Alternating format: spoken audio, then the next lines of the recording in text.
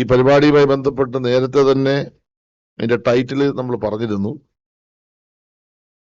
മലയാളം വാനോളം ലാൽസലാം എന്ന് പേരിട്ടിരിക്കുകയാണ് ഈ ചടങ്ങിന്. ഒക്ടോബർ 4 ശനിയാഴ്ച നാളെ വൈകുന്നേരം 4:30 മണി മുതലാണ് സെൻട്രൽ സ്റ്റേഡിയത്തിൽ ഈ പരിപാടി ആരംഭിക്കുന്നത്. ഇതിന്റെ എല്ലാ ഒരുക്കങ്ങളും ഇതിനോടകം തന്നെ പൂർത്തിയായി.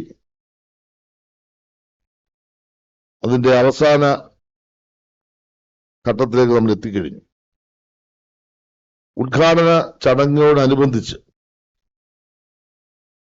രാഗം മോഹനം എന്ന നാമധേയത്തിലുള്ള കലാസന്ധിയും ഇതിന്റെ ഭാഗമായിട്ടുണ്ടാവും.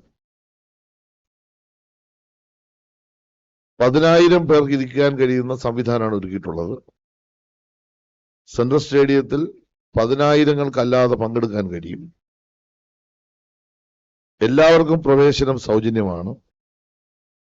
എല്ലാവരും ഈ ചടങ്ങിൽ എത്തിച്ചേരാൻ കഴിയണം. എത്തിച്ചേരുന്നവർക്കെല്ലാം ആവശ്യമായ സംവിധാനം സംഘാടക സമിതി എന്നതിന് ഞങ്ങൾ ഒരുക്കിയിട്ടുണ്ട്.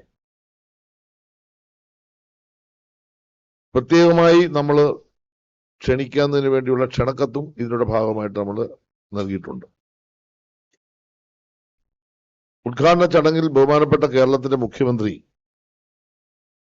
ശ്രീ പിണറായി വിജയൻ കേരള സർക്കാരിന് വേണ്ടി മോഹൻലാലിനെ ആദരിക്കും.